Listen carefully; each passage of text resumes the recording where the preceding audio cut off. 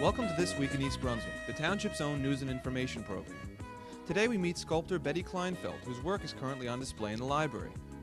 Then on School News, Amy Fisher discusses a special kind of special education with Frost School nurse Dolores Susek. Then more from the schools, as students Deborah Manheim and Jason Shanske bring you comments on the Constitution. Clothing designer Mary Louise Cooper talks about suede and similar fabrics on Fashion Focus, followed by Playhouse 22 information from Dolly Vasta. Healthbacks guest Carol Otte speaks about adoption, followed by Pegi Ballister-Howells with advice on cultivating your green thumb. Adrian Eisner tells how to get a Social Security card on Consumer Aware, and we'll end with our Township Council review. First, here's a look at what you'll see on Channel 8 next week. Monday at 10 a.m., it's Exercise Variety with Lenore Kulik on Look Great, Feel Great, followed at 10:30 by Target and a survivor's story, as Dr. Vera Goodkin remembers the Holocaust. Tuesday at 7 p.m., it's In Print from the Beverly Hills Library with author Gerald Gardner. Then at 7:30, Let's Talk Health with Ken Shalhoub features a discussion of the Epstein-Barr syndrome with Dr. Lawrence D. Frankel. Then at 8 p.m., You and Your Money with Paul Hansen brings you another discussion of money matters. Wednesday at 3 p.m., it's Stories from the Library. And at 7:30 that evening, Spotlight on Education with Dr. Joseph Sweeney discusses the school's alcohol and drug abuse program. And we'll be back next Thursday at 7 and 8 with an all-new This Week in East Brunswick. Be sure to remember to check Channel 8's program guide for repeats of all these programs. Now let's join Sharon Karmazin in the studio. Hi, this is Sharon Karmazin at the East Brunswick Library for This Week in East Brunswick. I'm pleased today to have with me Betty Kleinfeld, who's our Artist of the Month. Her beautiful sculptures are displayed in our case through the end of May, and we hope everyone will come and see them. Welcome, Betty. It's nice to have you. Thank you. I'm delighted to be here. Can you tell us a little bit about what's on display this month? Well, I have practically emptied my studio, but you have a cross-section of all my work. I work in stone, alabaster, some marble, and in terracotta. I see. Have you always sculpted? No, I've always been in a creative field. I've done painting, I've done clothes designing. I've designed children's clothes. That's how I started. Mm-hmm. And everything I've done was something in the creative field. Anything else will bore me. And what made you branch off into sculpting particularly? It's so different from the lightness that I think of as designing. Well, I think that it's a normal progression after painting. You feel there's a need for something just a little bit more. I began to feel, maybe I wasn't the greatest painter in the world, but I felt I needed a little bit more than just the flat surface of painting. Mm-hmm. And I tried clay and found it was very rewarding. And it really got me started. And now I find even when I paint, my painting is different. I almost have a three-dimensional in my painting. Mm-hmm. Is the stone very hard to work with? I know the pieces that I have looked at and the pieces that I myself have lifted are very, very heavy. I can't imagine what it's like to deal with a big, big piece of uncut stone. I guess that's one of the biggest problems I have, the weight of it. I have to get someone to put it on my work table until when I start with a stone, I'll start with a stone that's average is about 100 pounds. And by the time I've gotten halfway through, I've lost about 40 pounds. So by then I can move it around comfortably. Mm-hmm. And I've learned to lift weights. I've got muscles on top of muscles.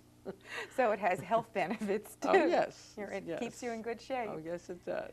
Maybe let's take a look at some of the things we have here in the studio, because I think they are very typical of the things in the show this month. Would you like to tell us a little bit about these two pieces? Well, this one is white alabaster, Italian white alabaster. And it's actually, it's a grouping of my family. My mother had 4 children, and I just got an urge to do something about it. And in the past year, my latest phase is going into flowers. Mm-hmm. And as you can see, that was my first flower. I've now done about 4 of them in different types of alabaster. Yeah, that happens to be Colorado pink. Mm-hmm. but I've done it in the black African wonderstone and in the whites. The textures of your stone are so beautiful in the show. Where do you find your stone? Everywhere. I found a very good source down in Florida because in Florida they have, everything is open, everything is outdoors, so they can carry a very huge supply. I've also bought stone in Manhattan. We have a sculpture house right here in New Jersey, but they can't carry too much because they don't have the space. Now, am I correct? You work both here and in Florida during Yes. the year? I maintain a studio in Florida, and I have a studio here. Do you transport your pieces back and forth, or do you have two totally Some. different stocks? No, I have both. I have pieces in a gallery down in Florida. If you're familiar with Los Solos Boulevard in Fort Lauderdale, it's a lovely gallery. They carry some of my work. So I bring some of them home. Well, I brought home a couple of flowers so I could put them in the show. But I also have pieces down there. I see. Where do you see your work going in the future? I really haven't thought about it. I just keep, I have to work.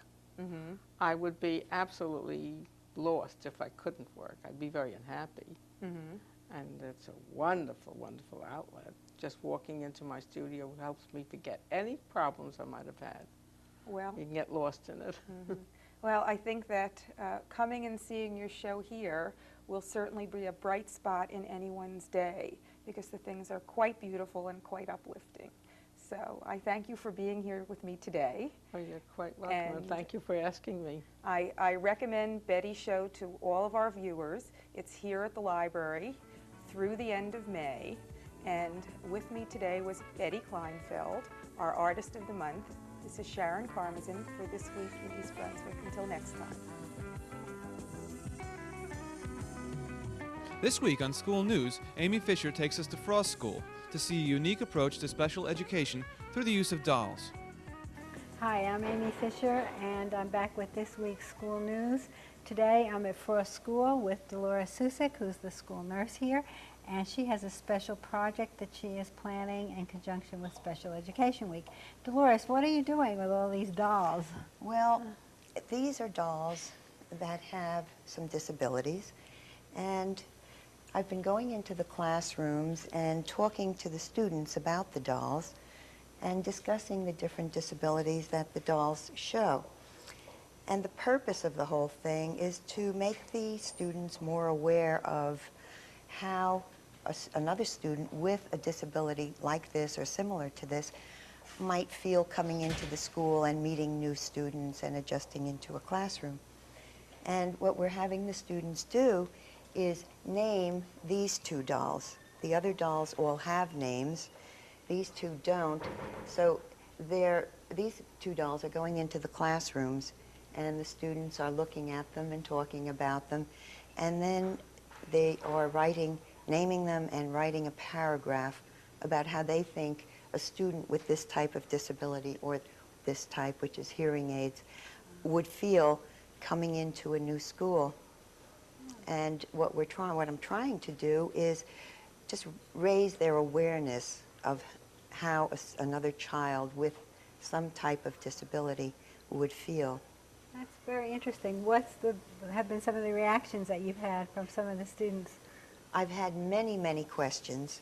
What I have learned is how many of the students have had some contact with people with varying disabilities. I thought I might hear that, oh yes, my grandmother or my grandfather wears a hearing aid. That's not the kind of thing I'm hearing. Apparently they've had more contact than I thought with people with disabilities. And they're very curious as to the kinds of things a student with, say, a visual handicap, as this doll has. What we have talked about is what this child could do out here at recess on our equipment. And the students are coming up with the parts of the equipment they feel with a little help the student could use. And what I'm trying to do is raise their awareness so they're not uncomfortable when they're with someone with a handicap. And my feeling is the discomfort that many people feel, adults as well as children, is because they're not sure how to act. So we talk about someone in a wheelchair. If you're going to speak to someone in a wheelchair for any length of time, how it's better if you can lower yourself down to the same eye level. And offering assistance to someone with a handicap. If the person wants it, then they'll say yes and tell you what to do. And if they say no, fine. Then, so these are the kinds of things. I guess it's also to make them understand that handicapped people are people too, and they should all want to be treated the same way that everybody else does. Yes, I do that with some of the dolls by removing the appliance, you know, removing the braces and the Canadian crutches, or removing the hearing aids, and it's just a very adorable little doll. Right. And then we put the appliance back on, and we talk about the person is no different, the doll is no different. Right. They just need a little help in one area or another. And of course, they're very interested in the fact that the doll on the ski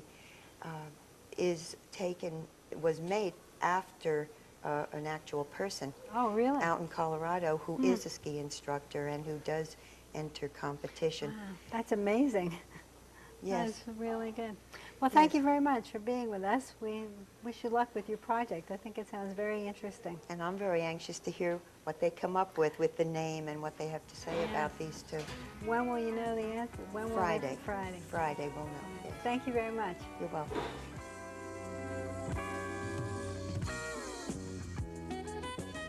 My name is Deborah Manheim. I am a freshman at Churchill Junior High School.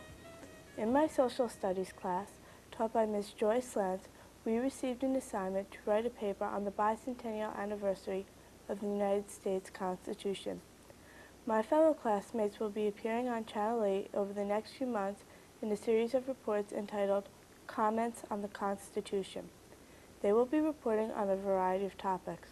I hope you enjoy our presentation. Before we begin, we would like to thank all who helped us put this presentation together. Now I would like to introduce you to the first presenter. His name is Jason Shanske. Hello, my name is Jason Shanske. I'm a 9th grader at Churchill Junior High School. I'm bringing you this week's comment on the Constitution. My topic is the death of the Articles of Confederation. Ever since the Articles of Confederation went into effect, March 17th, 1781, our country was plagued by troubles. 2 territories, Vermont and Franklin, were denied statehood because other states blocked the request. The Congress of Confederation was assaulted upon by Americans and had to flee to Princeton, New Jersey. Financial troubles also disturbed the nation, such as debt, inflation, and interstate tariff laws. Riots broke out all over the country. Finally, the United States realized we needed a new set of rules.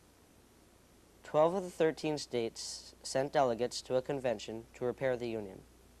Only Rhode Island didn't send any. The only states' delegates to arrive on the desired day were Pennsylvania's and Virginia's. It was decided that the convention would not start until a majority of delegates from each state had arrived. This pushed the opening from May 13th to May 25th. The first item discussed after enough delegates had arrived was a 2-branch legislature. Next was that the first branch should be popularly elected and both houses should be able to produce laws. September 17th was the date that the Constitution was formally drafted. Ratification of the Constitution ranged from Delaware on December 7th, 1787 to June 17th, 1788 in New York. The Constitution then changed the way our country acted.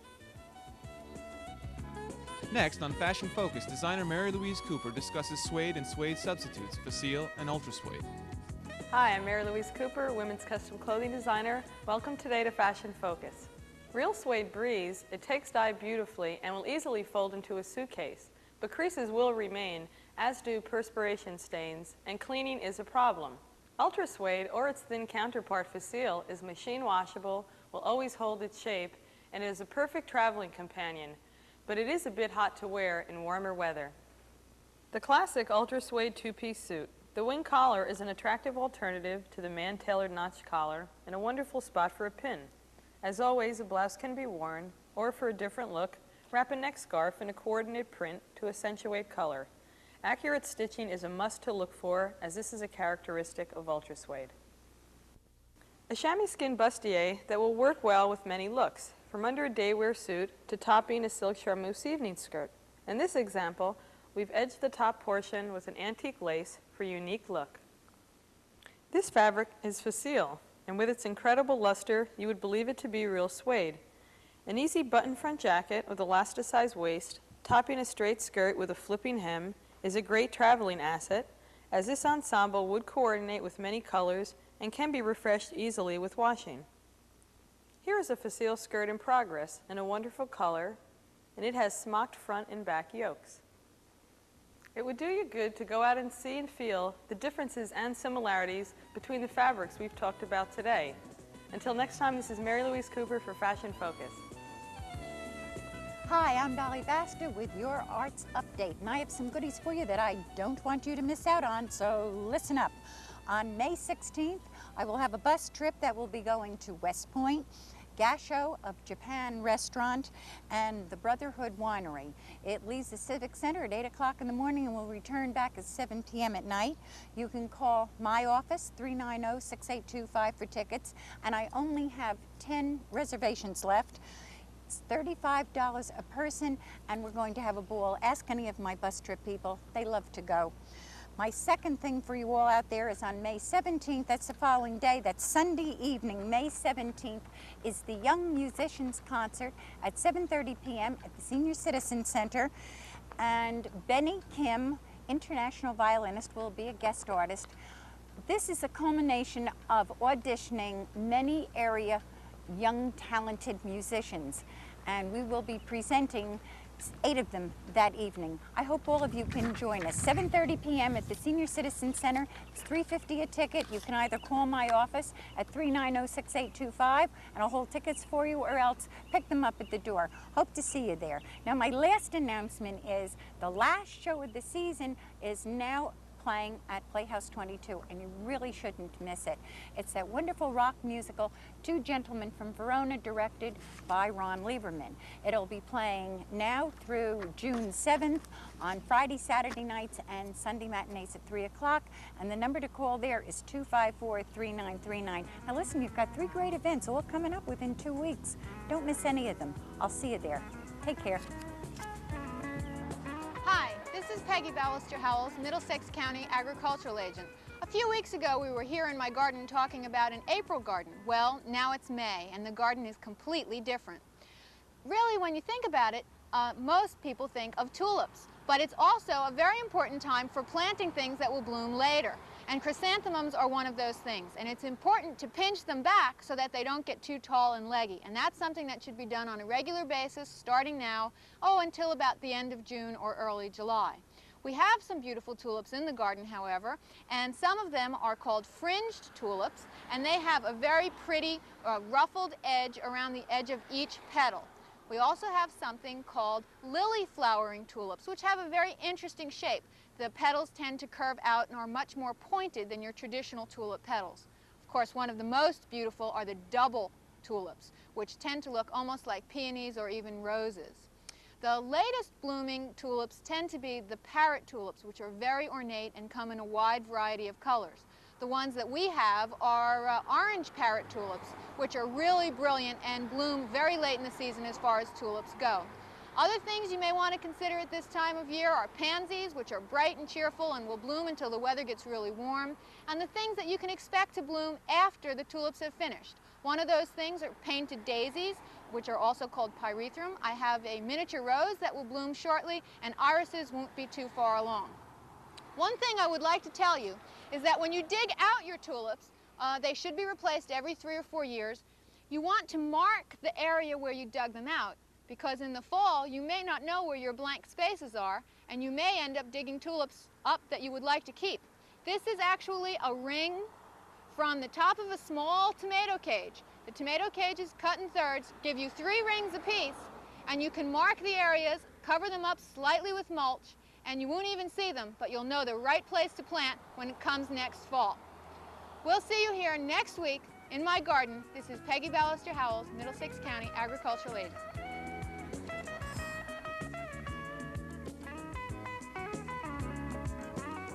Right now, as I am talking to you, there are 28 children in New Jersey waiting for families to adopt them. These special children need special people to take them into their hearts and homes. 9-year-old Al-Wahid is one of these children. Al-Wahid is a healthy, energetic boy, and he loves sports. Al-Wahid does have some learning disabilities and attends special education classes for them. He needs the love and security of a permanent family to help him as he is growing up. His adoptive parents would have to be willing to participate in his counseling, which is helping him come to terms with his past. Every year, children like Al-Wahid are adopted through the Division of Youth and Family Services by people like you. Adoption has changed. You don't have to be married, you don't have to be rich, and you don't have to own your own home. The capacity to love a child is the most important ingredient. Today, you can adopt a child if you are at least 18, are in good physical and emotional health, and are able to provide a safe, nurturing environment for children. You can be single, married, widowed, or divorced. The most important things you need are patience, understanding, and a willingness to share your love. Most of the children needing adoptive homes are school-aged. Some of them have physical handicaps or emotional problems. Some come with a brother or sister. Many have been waiting to be part of a family for years. There is help for people who adopt a child with special needs. That help is available through the Division of Youth and Family Services. It can be a monthly maintenance subsidy, medical coverage, and partial payment of adoption legal fees. The division funds agencies around the state that specialize in working with adoptive families to help them adjust to their new situation. Our post-adoption service program is free of charge and is available for families with adoptive children needing counseling either before or after legal adoption. If you are interested in adopting a child or learning more about adoption, please call our toll-free recruitment hotline. The number is 1-800-222-0047. I'm Carol Ott, and this is Health Facts. Hello, and welcome to Consumer Aware. I'm Adrienne Eisner, Director of the East Brunswick Consumer Affairs Office. Many new parents have been receiving letters from companies offering for a fee to help them get Social Security cards for their infants. These companies claim that infants need cards because the law has changed, and they are willing to do this for the customer for a charge of $10 to get the forms. In fact, infants only need Social Security cards when they are paid as models or have a bank account opened in their names. Brides have also heard from the same companies offering to help them change their names on the Social Security cards, also for a fee. If you do need to get your child a card, or if you need to correct one for yourself, you can get a free application from your local Social Security office. To learn about how to apply for a Social Security card, what benefits are available, who is eligible to receive them, how long you have to work under Social Security for benefits, and when you can retire, send for a free copy of the Social Security booklet called Your Social Security. Just send your name and address to Department 510P, Consumer Information Center, Pueblo, Colorado, 81009. If we can be of further assistance, If you have any questions, please contact us at the East Brunswick Consumer Affairs Office. We're located in the Municipal Building. Our hours are from 9 a.m. until 5 p.m., Monday through Friday. The telephone number is 390-6954. Thank you for joining me on Consumer Aware. See you again next week. Host community benefits from Edgeboro landfill will be deposited in township trust accounts in accord with 4 ordinances adopted at Monday night's Township Council action meeting. 2 of the accounts are set aside for solid waste and other transportation improvements, and another account is earmarked for garbage disposal and insurance. The largest account sets aside up to $2 million to protect East Brunswick's interest in the solid waste disposal crisis. The county freeholders have recently targeted Edgeboro for expansion so it can continue to operate for the next 30 years. On June 29th, a public meeting will be held in Edison to discuss the expansion. The council urges all residents concerned with the town's garbage problems to come out and express their opinions. Also Monday night, Mayor William Fox proclaimed this week Police Week and read 22 resolutions honoring East Brunswick's finest officers. Most officers were on hand to accept their awards, and many Society Hill residents attended as well. They convinced the council to hold developer K. Hovnanian's performance bonds until certain flooding, landscape, and road problems were corrected at the subdivision on Cranberry Road. And the council approved a resolution appointing Ernest Sabato and Edward Carduner to the East Brunswick Redevelopment Agency. That's all for this week. Thanks for watching.